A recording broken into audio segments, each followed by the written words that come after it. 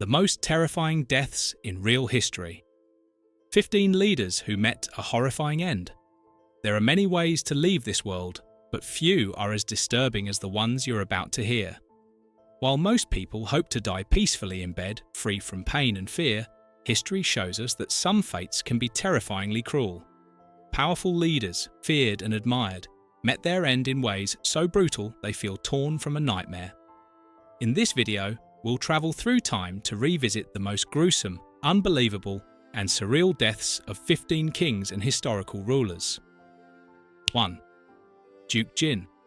The king who drowned in his own filth. We're starting strong.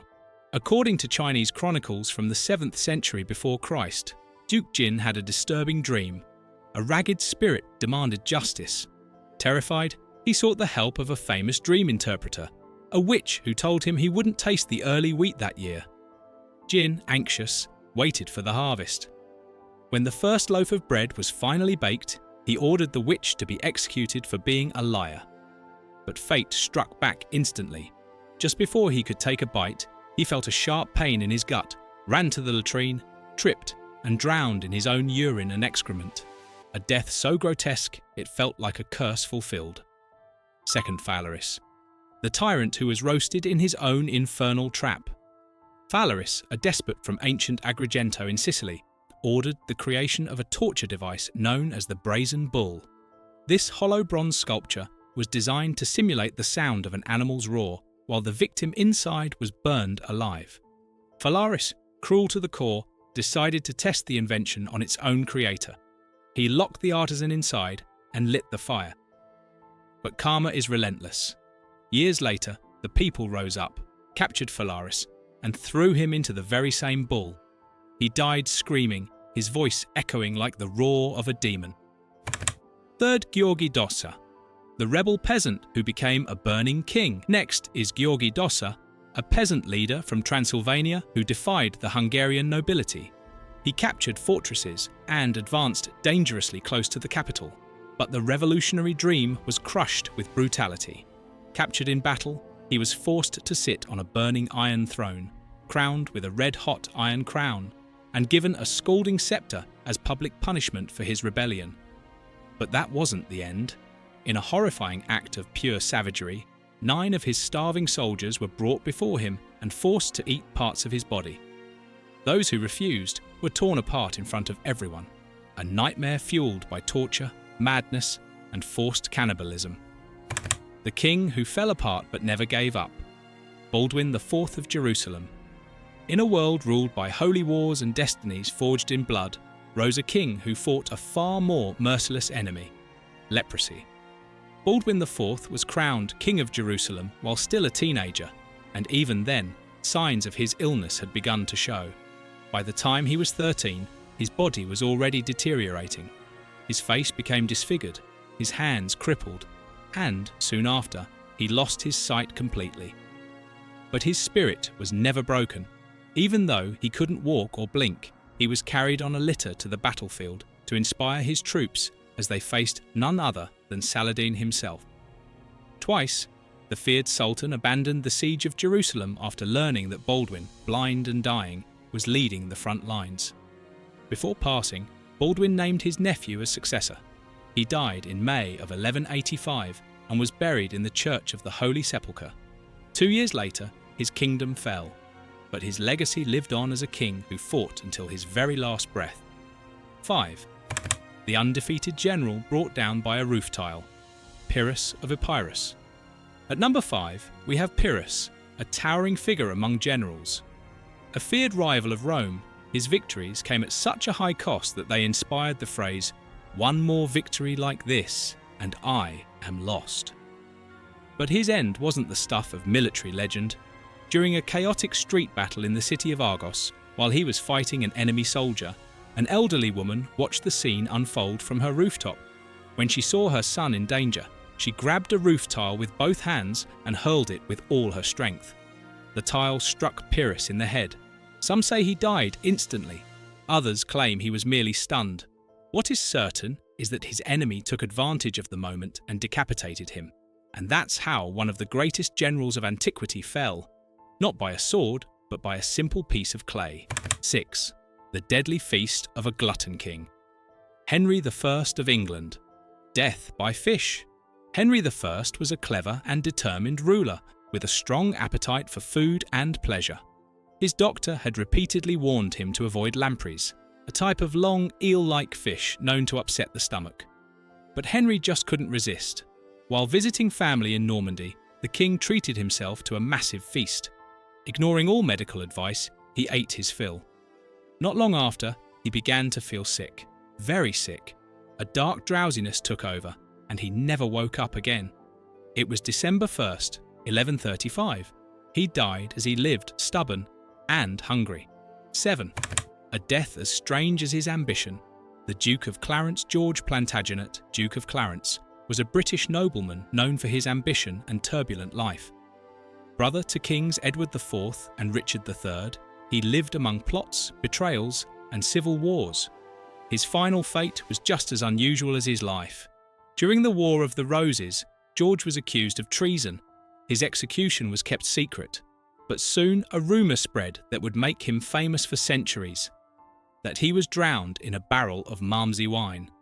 The story was never officially confirmed, but the legend lived on as that of a nobleman who died immersed in the luxury he so deeply loved. Now let's move on to a death involving a carpet, literally. 8. The Caliph wrapped in a carpet, the last cry of Baghdad. In the year 1258, the Mongols stormed Baghdad with unstoppable fury. Al-Mustasim Billah, the last Abbasid Caliph, had ignored the warnings from the east and paid a brutal price. When Hulagu Khan, the grandson of Genghis Khan, reached the gates of the city, he demanded surrender. But after the talks failed, came the siege and then the fall. Baghdad was looted without mercy. As for the Caliph, some say he was wrapped in a carpet and trampled to death by horses. Others claim he was sealed inside his treasure chamber and left to starve. Why such dramatic methods? The Mongols believed that blood carried the soul, and spilling it could release a vengeful spirit. Killing him without drawing blood was a way to silence his soul forever. That is how the dynasty that ruled the heart of Islam for centuries came to an end. The king betrayed by love and burned by fire. Edward II of England was a troubled king. His enemies did not destroy him. His downfall came from inside his own court. He ruled from 1307 to 1327, and his reign was filled with humiliation, starting with his close bond with his favourite, Piers Gaveston. Whether or not they were lovers was never proven, but their closeness enraged both the nobles and Edward's wife, Isabella of France, known as the She-Wolf. She led the rebellion that removed him from the throne. Edward's death became one of the most horrifying stories of medieval history. According to old chronicles, he was murdered with a red-hot poker inserted into his body to leave no visible wounds. Was it a legend or the truth? No one knows for sure, but the message was clear. The crown would not tolerate weakness. The emperor turned into a stepping stone.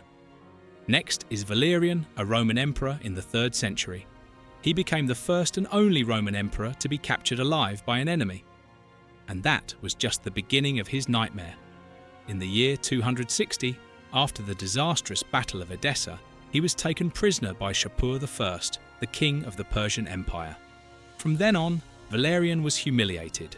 He was forced to kneel so the king could step on his back to mount his horse. But his end was even worse. Some say he was forced to drink molten gold. Others say he was skinned alive, and his skin was dyed red and hung on display as a warning to Rome. Whatever the truth may be, Valerian died as a symbol of shattered pride, and his story became a terrifying legend of imperial downfall. 11. The beheaded warrior who killed after death. Sigurd the Mighty was a feared and cunning Viking warlord who ruled the Orkney Islands in the 9th century. He challenged the Scottish chieftain Maelbright to battle, agreeing to fight with 40 warriors on each side. But Sigurd cheated. He brought 80 men, each pair riding on one horse. He won. He beheaded Bright and tied the severed head to his saddle as a trophy. What he did not know was that the dead man's sharp teeth kept scraping against his leg during the ride. The wound became infected, and Sigurd died days later. It was a post-mortem revenge that was as ironic as it was brutal. The victor was taken down by the mouth of a corpse. 12th. The emperor who died of rage. Valentinian I was a respected Roman emperor, a warrior who fought off barbarian tribes like the Alemanni and the Quadi. In the year 374, during a tense negotiation with the Quadi, his temper exploded. The Quadi had warned that they would attack if Roman forts were not removed from their lands. Valentinian flew into a fury, shouting and cursing with such rage that it seemed the world itself would break apart. And then there was silence. He collapsed from a sudden stroke, died within seconds, suffocated by his own rage in front of the enemies who could not kill him in battle, but managed to bring him down with their words. The emperor who died. Chasing immortality, Qin Shi Huang was the first emperor to unify China in the year 221 before Christ.